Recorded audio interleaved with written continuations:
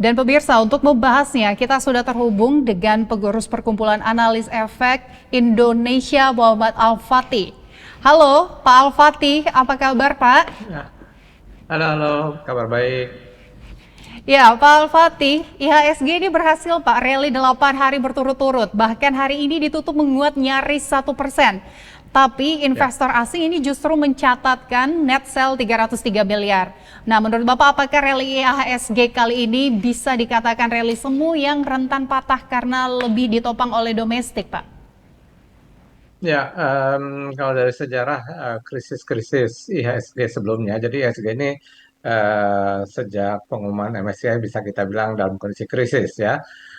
Itu ketika terjadi krisis, reboundnya itu biasanya memang tidak ditopang oleh asing gitu ya. Seringkali seperti itu. Setelah jelas arah trennya, baru kemudian asing masuk kembali ya. Jadi bahwa pada saat ini belum terjadi apa namanya eh, masuknya asing gitu yang cukup jelas, mungkin itu belum menjadi suatu apa namanya kekhawatiran benar ya. Nah, mungkin yang perlu kita pertimbangkan adalah eh, saat ini menjelang BI rate ya, apa namanya eh, suku bunga mingguan ya. Itu apa namanya kalau kemudian dinaikkan itu akan sedikit menekan indeks ya. Tapi jika itu tujuannya untuk memperkuat rupiah, maka secara umum penguatan rupiah itu sangat mendukung indeks kita gitu. Ya, baik Pak. Meskipun asing jualan, nah mereka terciduk memborong saham BBRI. Apakah ini memang murni prospek fundamental BBRI atau hanya sekedar rebalancing portofolio sesaat saja, Pak?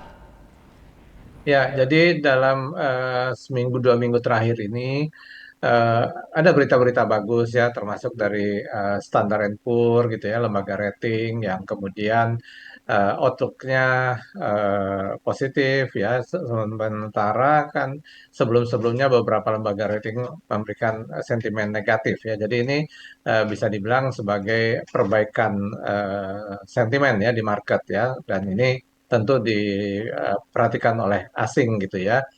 Selain itu kan memang secara fundamental laporan keuangan bank-bank besar ini kan aman-aman aja ya, dan dari valuasinya juga sudah sangat murah. Jadi wajar kalau kemudian asing sudah mulai melakukan koleksi terhadap saham Bank BRI tersebut gitu ya. Nah, kalau kita lihat saham Bank BRI ini juga apa namanya seperti ISG sudah naik. Hanya kan memang tadi itu sempat ada terjadi aksi jual ya, di mana harga tertingginya sempat mencapai harga tertinggi, lalu kemudian terjadi koreksi kembali gitu ya. Itu mungkin akan menjadi suatu koreksi dengan apa namanya support kuatnya nanti di 2960, nextnya di 2900. Bahkan kalau berhasil melanjutkan kenaikan di atas harga tertinggi hari ini di sekitar 3080, maka potensi kenaikannya bisa mendekati di 3150 sampai dengan 3200. Ya, baik. Di saat IHSG hijau, rupiah justru melemah ke level 17.948 rupiah per dolar Amerika Serikat nih Pak. Dan ini merupakan yang terburuk dibandingkan beberapa mata uang Asia lainnya. Secara historis memang bursa saham sulit terbang tinggi jika mata uangnya loyo. Seberapa besar Pak resiko pelemahan rupiah ini akan memicu panic selling dan mengakhiri pesta rally IHSG dalam waktu dekat? Ya, mungkin data pelemahan tadi itu melihat dari katakanlah beberapa bulan yang lalu gitu ya. Tapi kalau jangka pendek ini di sekitar pertengahan Juli sudah terjadi penguatan sekitar 1,3% ya. Dan ini juga kalau kita lihat dari terlemahnya di awal Juni itu eh, sebenarnya cukup positif sih buat market ya, sehingga kan ISG kemudian menguat. Nah, ini tinggal kita lihat apakah rupiah melanjutkan penguatan yang sudah terjadi paling tidak selama 5 hari transaksi berturut-turut, Dan kalau itu terjadi, maka sentimen positif semakin menguat buat indeks ya. Nah, mungkin ini menjelang tadi ya pengumuman suku bunga Bank Indonesia, di mana view-nya itu agak mix ya. Jadi ada yang mengatakan akan tetap, ada yang mengatakan akan naik gitu ya. Nah, itu mungkin yang agak membuat kemungkinan IHSG maupun rupiah akan tertahan dulu atau mungkin koreksi ya. Tapi kalau kemudian rupiah berhasil ya melanjutkan penguatan yang terjadi dalam seminggu terakhir ini, maka itu jadi sentimen positif buat IHSG kita. Baik, selanjutnya Pak, konsensus pasar memprediksi bahwa Bank Indonesia akan menahan suku bunga di 5,75% dengan kondisi rupiah yang nyaris menyentuh level psikologis Rp18.000. Apakah keputusan BI ini akan sesuai ekspektasi pasar, Pak? Ya, jadi ekspektasi pasar ini agak beragam ya, tetap atau naik gitu ya.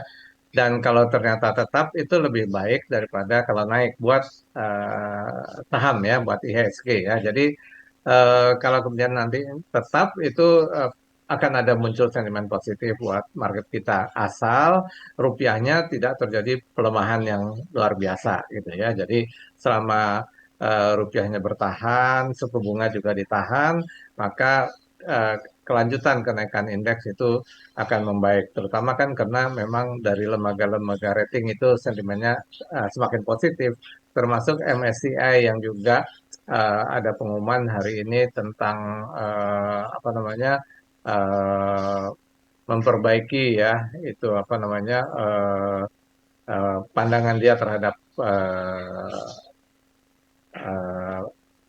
data-data ISG kita gitu ya. Ya, Pak Al-Fatih, sektor energi hari ini melonjak 2,61% sejalan dengan memanasnya eskalasi di Timur Tengah. Tapi kita tahu sentimen geopolitik itu sangat volatile dan bisa Ya. berubah dalam hitungan jam, bahkan menit. Nah, untuk investor retail, apakah melompat ke saham energi saat ini adalah langkah strategi atau justru beresiko masuk ke pucuk alias jebakan FOMO, Pak? Ya, sentimen saat ini lagi positif ya, dan itu kan didorong oleh sentimen geopolitik ya. Tetapi memang kita harus agak hati-hati juga ya melihat sentimen geopolitik ini karena kalau saya amati beberapa kali ketika apa namanya harga minyak dunia terutama Brent itu di bawah 80 itu akan memanas gitu ya. Tapi ketika sudah mulai di atas 90 apalagi di atas 95 maka pembicaraan-pembicaraan damai akan dimulai kembali ya karena ketika harga minyak dunia tinggi, Amerika Serikat pun akan terpukul ya. Jadi mereka tidak suka seperti itu dan mereka akan melontarkan nada-nada damai kembali. Nah, sekarang ini mungkin harga minyak dunia akan bertahan antara 85-90 ya. Jadi untuk sementara sih untuk sektor energi masih oke ya. Tapi tentu tergantung masing-masing saham yang di apa namanya yang kita lihat ya. Karena kalau kita lihat saham energi itu ada Dewa, Cuan, Adaro dan lain sebagainya.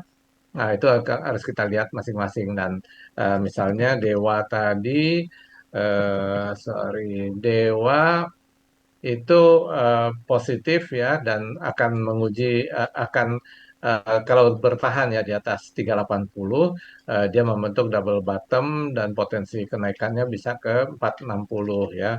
Kemudian cuan itu juga sedang menguat ya meskipun agak flat ya dengan kisaran dengan support di 570 sedangkan resistance di 830.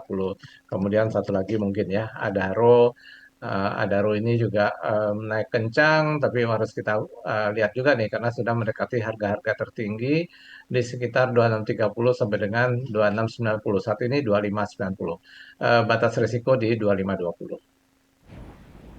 Baik, Terakhir Pak Al-Fatih, setelah rally 8 hari, valuasi IHSG tentu semakin mahal nih Pak.